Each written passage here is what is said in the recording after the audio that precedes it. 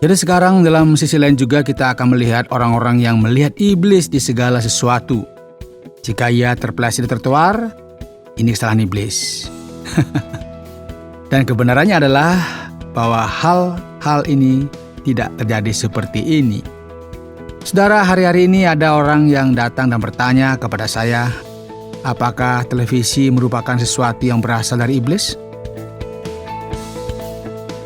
Saudara pendengar, bersama dengan saya, Oti Priambodo dalam program Jalan 66. Senang sekali karena bisa mempersembahkan program yang memberikan pengetahuan Alkitabiah dan menyuguhkan kepada kita jalan keselamatan. Hari ini kita akan menyusuri surat Yohanes yang pertama pada pasal yang ketiga. Dan guru kita yaitu Yohanes akan berbicara mengenai sesuatu yang sangat serius, yaitu dosa kapital. Kita tahu bahwa daging memang lemah, dan terkadang sesuatu yang buruk menimpa kita, dan kita jatuh. Siapa di antara kita yang tidak pernah berdosa? Apakah kita berdosa karena kita tidak mendengarkan hati nurani kita? Atau apakah iblis yang ada di balik semuanya itu? Mari kita mencari tahu tentang bagian ini, dan kita akan bersama-sama belajar hal-hal apakah yang berasal dari Allah. Shalom saudaraku, senang jumpa lagi dalam program Jalan 66. Saudara, kita akan memperhatikan sekarang pasal 3 dari 1 Yohanes. Mari kita lihat bersama apa yang terjadi di sini, saudara. Yohanes memulai pasal ini dengan cara-cara yang sungguh luar biasa, saudara. Bagian akhir dari pasal 2 ini berkaitan dengan pasal 3. Dikatakan di sana, maka sekarang anak-anakku, tinggallah di dalam Kristus supaya apabila ia menyatakan dirinya, kita beroleh keberanian percaya dan tidak usah malu terhadap dia pada hari kedatangannya. Jikalau kamu tahu bahwa ia adalah benar, kamu harus tahu juga bahwa setiap orang yang berbuat kebenaran lahir daripadanya. Saudara, Yohanes sedang menghadapi bidat pre-gnostik yang muncul pada akhir abad pertama. Dan di dalam surat ini ia sedang menghadapi tantangan. Dan pada saat yang bersamaan, ia juga sedang mengajar dan membimbing gereja mula-mula. Yohanes menegur para bidat, para penyesat, dan bagi orang Kristen, ia memperlakukan mereka dengan penuh kasih. Yohanes sedang menguji mereka. Apakah mereka merupakan milik Allah atau bukan? Dalam pasal 2, kita telah melihat bahwa ada tes persaudaraan. Mereka yang mengasihi sesamanya, mengasihi saudaranya, memang merupakan milik Allah, dan mereka yang nggak menunjukkan kasih, bukan milik Allah. Ia berbicara mengenai praktek keadilan dan praktek dosa. Dan jika kita melihat dalam bagian akhir pasal 2 ini, Yohanes berkata bahwa setiap mereka yang benar lahir dari dia. Dan ia juga mengatakan hal sebaliknya. Ia berkata bahwa mereka yang melakukan dosa sebenarnya sedang berjalan dalam jalan lain. Dalam ayat pertama dikatakan, lihatlah betapa besarnya kasih yang dikaruniakan Bapa kepada kita, sehingga kita disebut anak-anak Allah. Dan memang kita adalah anak-anak Allah.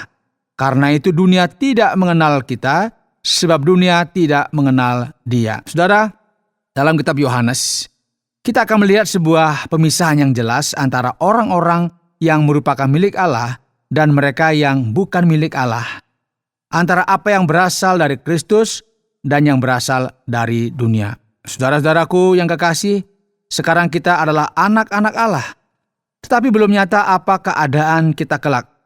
Akan tetapi kita tahu bahwa apabila Kristus menyatakan dirinya, kita akan menjadi sama seperti Dia.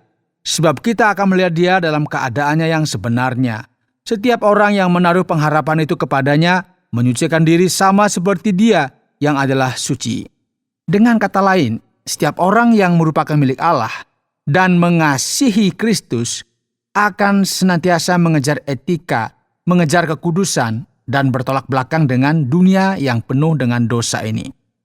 Yohanes mulai memberikan konfrontasinya secara langsung kepada setiap mereka yang berjalan dalam jalan yang salah. Setiap orang yang berbuat dosa melanggar juga hukum Allah, Sebab dosa ialah pelanggaran hukum Allah. Dan kamu tahu bahwa Ia telah menyatakan dirinya supaya Ia menghapus segala dosa dan di dalam Dia tidak ada dosa. Karena itu setiap orang yang tetap berada di dalam Dia tidak berbuat dosa lagi. Setiap orang yang tetap berbuat dosa tidak melihat dan tidak mengenal Dia. Nah, dengan kata lain, dengarkan kita semua ya. Apakah kalian mau tahu bahwa kalian merupakan milik Allah atau bukan? Mari melihat saudara, apakah kamu mengasihi saudaramu atau tidak.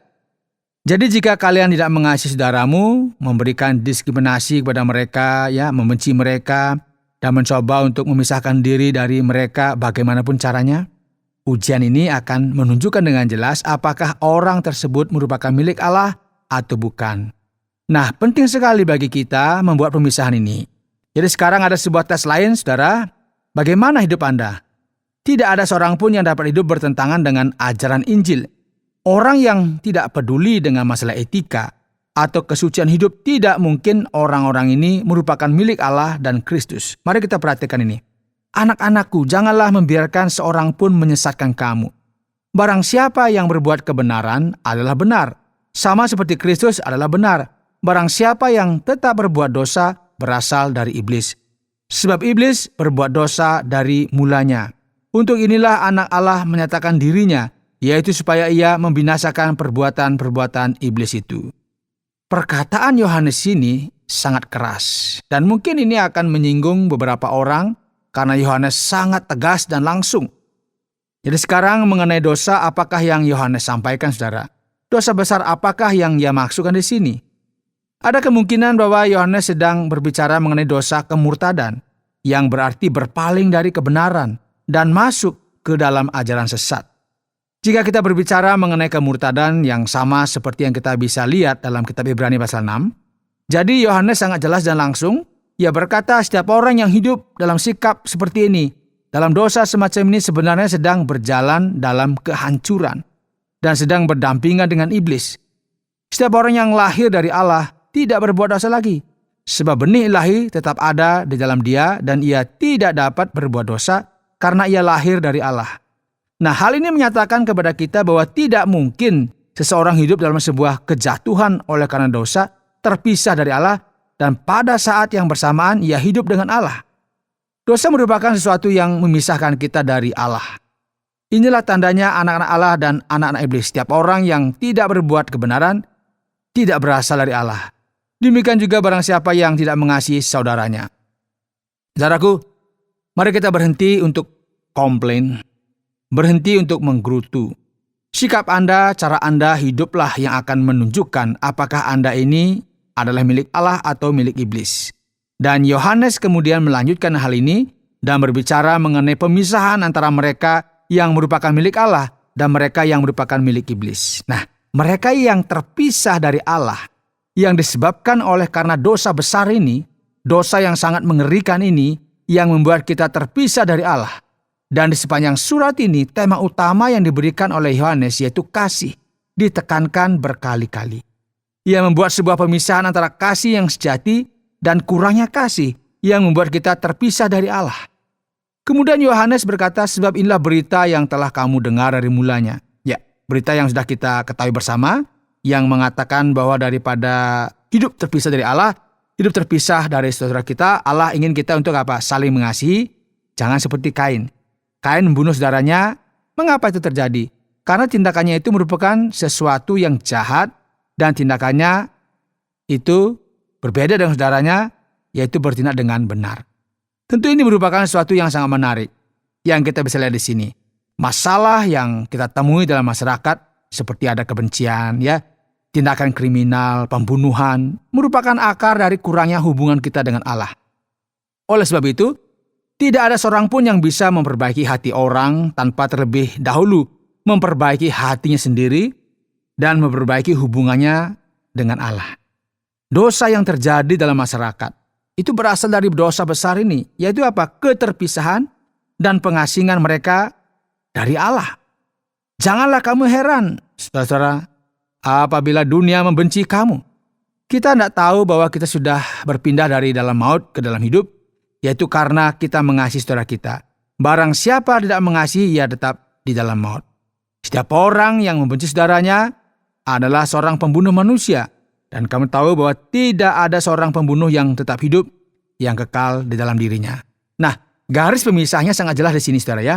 Setiap orang yang hidup terpisah dari Allah juga memisahkan dirinya dari sesamanya.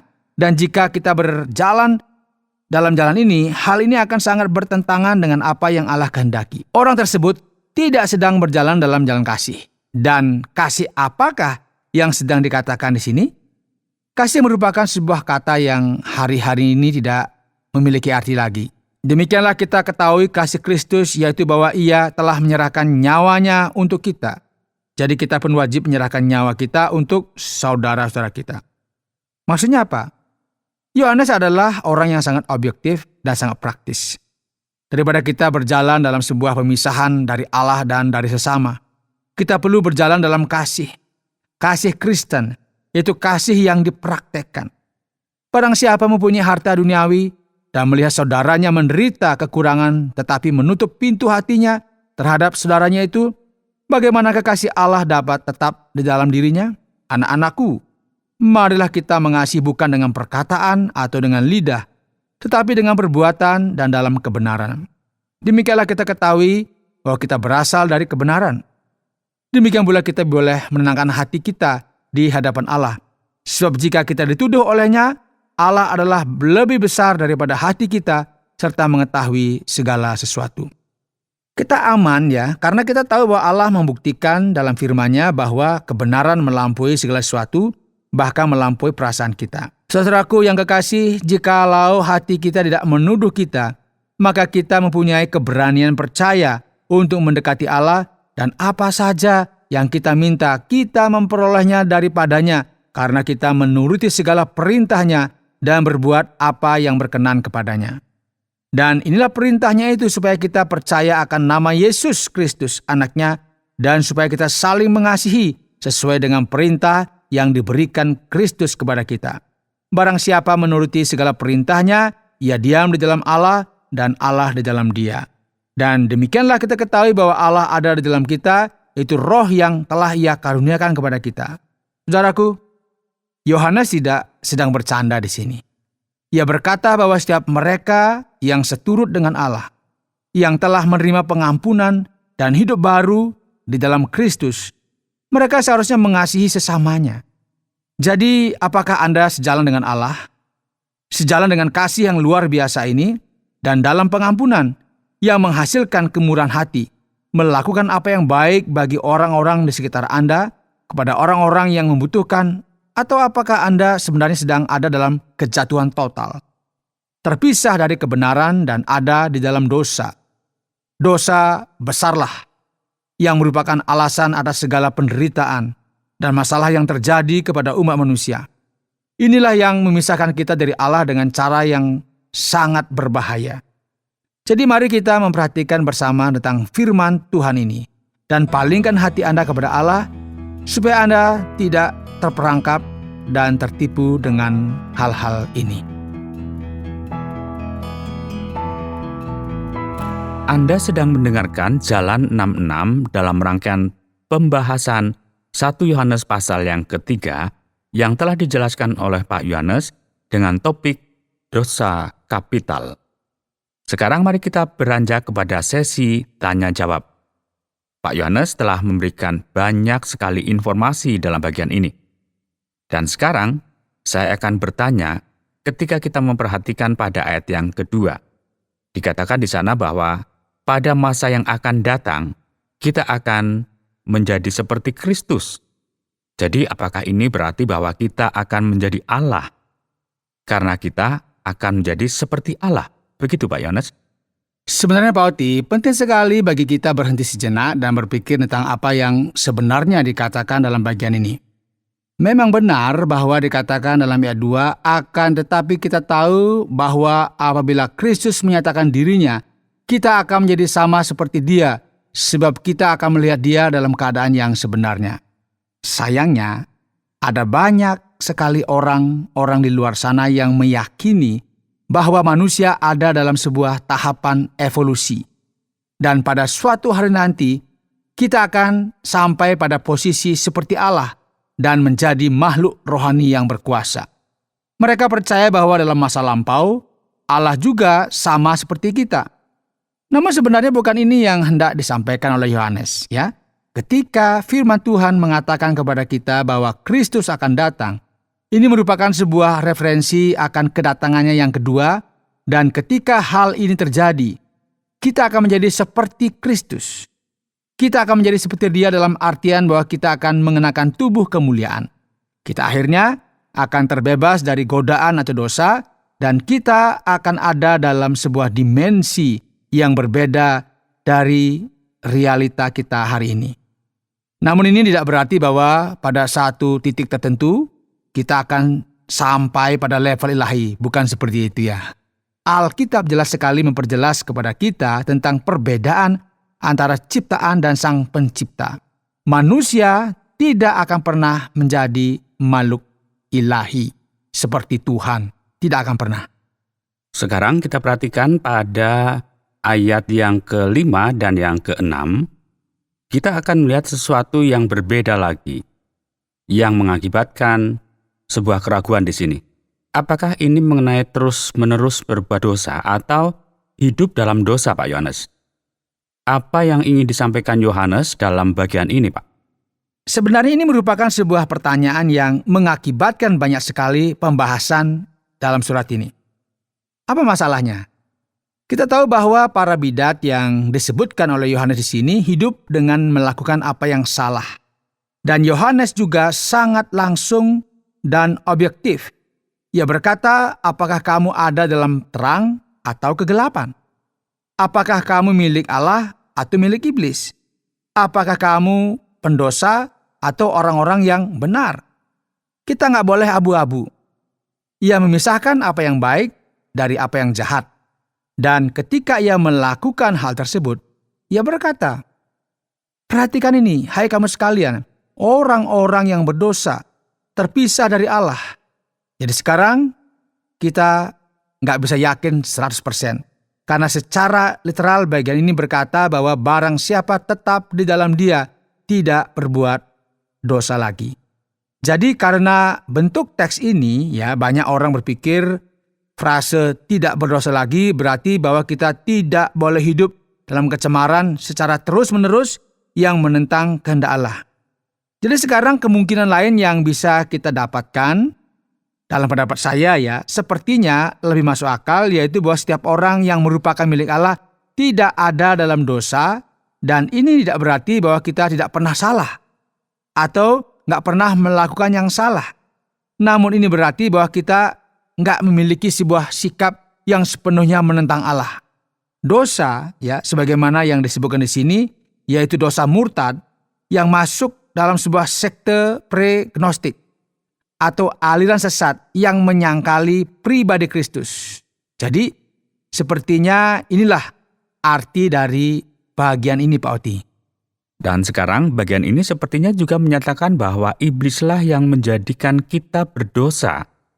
Jadi apakah seharusnya dia yang dijatuhkan hukuman dan bukan kita, Pak Yohanes? Ya Pak Oti, memang ada iblis yang muncul di sini ya. Bukan dalam Jalan 66, melainkan dalam ayat 8 dari pasal ini. Jadi mari kita mencoba melihat apa yang terjadi. Barang siapa yang melakukan apa yang berdosa berasal dari iblis. Karena iblis senantiasa berbuat dosa sejak awalnya. Jadi sekarang ketika kita membaca hal ini, kita perlu sedikit berhati-hati karena ada orang-orang yang sepertinya membenci si jahat. Mereka bertindak seolah-olah semua antropolog, sosiolog, psikolog, semuanya yang loh. Dan bahkan tidak percaya dalam realitas spiritual. Bisa berbahaya dan bisa mempengaruhi kehidupan kita. Jadi sekarang dalam sisi lain juga, kita akan melihat orang-orang yang melihat iblis dalam segala sesuatu. Misalnya dia terpleset di trotoar karena licin. Wah, ini pasti serangan iblis nih. Dan kebenarannya adalah bahwa hal-hal ini tidak terjadi seperti itu ya. Hari-hari ini ada orang yang datang dan bertanya kepada saya, apakah televisi itu sesuatu yang berasal dari iblis? Saya jawab, jika dia yang membelinya dan membayarnya, memang benar televisi itu miliknya. Jadi ini merupakan sebuah cara pandang yang problematis ya. Kita perlu berhati-hati karena iblis adalah realita di dalam dunia ini dan kebenarannya adalah bahwa iblis tidak pernah memaksa kita untuk berdosa. Ia adalah sumber dari pencobaan itu sendiri yang menggiring kita untuk berdosa. Di sisi lain, dosa tidak pernah bisa memaksa kita untuk melakukan apa yang jahat dan yang salah. Jadi kita perlu memahami bahwa peranan utama dari si iblis adalah untuk apa? Menggiring orang Kristen untuk tidak taat kepada Allah dan supaya mereka berdosa. Namun pada saat yang bersamaan, saudara ya, iblis nggak akan muncul dengan tanduk di kepalanya dan menakut-nakuti orang. Dialah yang mengajak orang-orang untuk nggak taat dan kita harus menghadapi hal ini sebagai sebuah realita yang cukup serius ya. Jadi sekarang kita juga perlu untuk apa? Menerima apa yang menjadi tanggung jawab akan ketidaktaatan kita. Dan atas dosa-dosa kita. Kita nggak boleh mengatakan bahwa iblislah yang membuat kita melakukan ini atau itu dan berlari dari realita dan tanggung jawab. Mari kita perhatikan pada 1 Yohanes pasal yang ketiga ayat yang ke-9. Dikatakan di sana bahwa setiap orang yang lahir dari Allah tidak berbuat dosa lagi. Apa ini artinya? Dan bagaimana kita bisa memahami akan bagian ini, Pak Yohanes? Memang ayat 9 berkata, setiap orang yang lahir dari Allah tidak berbuat dosa lagi. Kiasan yang terdapat di ayat ini berkaitan dengan kelahiran. Ya, segala sesuatu yang lahir dari sebuah benih. Dan bahkan benih itu sendiri juga dilahirkan dari benih yang dipupuk. Jadi setiap orang yang lahir dari Allah, setiap orang yang naturnya berasal dari Sang Ilahi tidak akan terus-menerus berbuat dosa. Namun ini juga nggak berarti bahwa ia nggak pernah berbuat dosa lagi atau nggak akan pernah membuat kesalahan lagi. Arti dari ayat ini sebenarnya adalah supaya kita nggak murtad ya. Dan hal ini menyatakan kepada kita bahwa jika seseorang benar-benar telah bertobat dan memiliki keyakinan akan keselamatannya dan bahwa ia merasa aman dan nyaman di dalam Allah, nggak takut, nggak berpikir bahwa sebentar lagi Allah akan membuangnya keluar. Allah menyebut orang-orang ini sebagai anak. Yohanes sendiri bahkan menyebut para pembacanya sebagai anak-anakku yang kukasihi. Dan jika kita berpikir mengenai hal ini, nggak ada orang tua yang membuang anaknya di rumah hanya karena mereka kotor. Namun orang tua justru akan memandikan anaknya. Allah memperlakukan kita sama seperti ini. Oleh karena itu, hal ini menunjukkan betapa amannya kita di dalam Allah dan bagaimana pemisahan dari Allah terjadi. Setiap orang yang berpaling dari Allah, secara teologis dan secara etika, orang-orang ini adalah orang-orang yang tidak lahir atau tidak berasal dari Kristus. Berikutnya yang menarik perhatian adalah begitu banyak orang yang hafal akan Yohanes pasal yang ketiga ayat yang ke-16. Namun, tidak tahu apa yang tertulis dalam 1 Yohanes pasal yang ketiga ayat yang ke-16 dan 17. Jadi Pak, apakah Yohanes sedang mengajarkan kita dalam bagian ini bahwa kebajikan merupakan sebuah tanda kerohanian? Ya, jelas sekali Pak Oti bahwa inilah yang ia katakan. Jadi sekarang kita perlu berhati-hati karena banyak orang Kristen hari-hari ini ya, masa-masa sekarang yang kaget ketika mereka mendengarkan kebajikan. Mereka percaya bahwa kita hanya perlu untuk menolong orang-orang miskin dan orang-orang yang membutuhkan saja. Namun bukan ini yang Yohanes khotbahkan di sini, bukan ya. Jelas sekali bahwa ia memberitahu kita jika kita peduli dengan seseorang, namun kita hanya ingin berdoa saja bagi mereka, ketika orang tersebut sangat membutuhkan dan putus asa, maka ini semua nggak masuk akal sama sekali. Jika kita mengasihi saudara-saudara kita dalam Kristus, maka yang benar adalah ketika kita membantu mereka, menjadi tangan bagi mereka ketika mereka membutuhkan sesuatu, yaitu dengan membantu mereka dalam masa-masa sulit. Jadi kebajikan merupakan sebuah tanda dari kerohanian. Berikutnya adalah pertanyaan terakhir Pak Yohanes. Ayat yang ke-20, apakah kita perlu mendengar pikiran kita? Jadi bagaimana Allah bisa lebih besar dari hati nurani kita?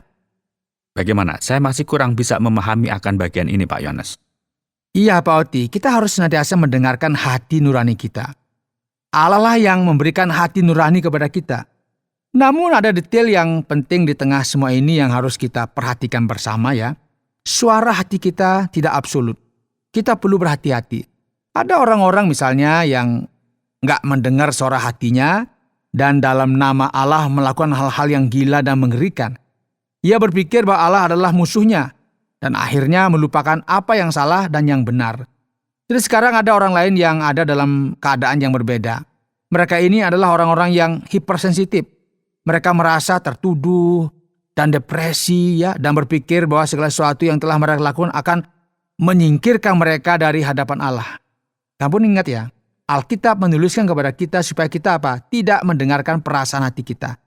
Terkadang kita seolah-olah ada dalam sebuah keadaan yang sulit dan manis karena alasan-alasan fisik dan personal. Dan Anda perlu mempercayai firman Tuhan. Karena hati nurani kita bisa saja menuduh kita. Ya, ingat bahwa Allah akan menghakimi sesuai dengan firman-Nya. Dan tergantung dari apa yang Anda pikirkan hari ini. Ini merupakan sesuatu yang meningkatkan tekanan dengan luar biasa begitu ya. Baik, terima kasih banyak Pak Yones untuk penjelasan yang sudah disampaikan. Dan pendengar sekalian, mari kita coba untuk bisa mempelajari bagian ini dan kita akan mendengarkan kesimpulan pembelajaran kita dari 1 Yohanes pasal yang ketiga. Saudara, hari ini dalam program Jalan 66, kita telah belajar bersama-sama dalam pertama Yohanes pasal 3. Dosa kapital adalah tema kita hari ini. Dan ini merupakan sesuatu yang terjadi dalam abad pertama. Ada bidat yang mengacaukan kehidupan orang-orang yang ada di dalam gereja mula-mula, yang mengakibatkan para jemaat berpaling dari Allah secara moral dan teologis. Jadi sekarang, Yohanes menentang praktek ini, dosa kapital ini. Jadi kita akan melihat di sini apa yang penting kita pelajari. Mari kita perhatikan bersama. Setiap orang yang berbicara manis, indah, dengan kata-kata rohani, namun jika mereka hidup dalam dosa, melakukan apa yang salah, maka mereka jelas sekali terpisah dari Allah. Saudara pendengar, karena waktu yang tidak memungkinkan, kita akhiri program Jalan 66 kali ini. Kami menantikan Anda untuk tetap mengikuti pelajaran berikut dalam lanjutan pembelajaran Alkitab yang memberikan pelajaran menyeluruh tentang firman Tuhan. Jika Anda memiliki pertanyaan atau berespon terhadap topik berhubungan dengan program ini, silakan menyampaikan melalui WhatsApp ke nomor 081 333 777 386. Terima kasih atas perhatian Anda.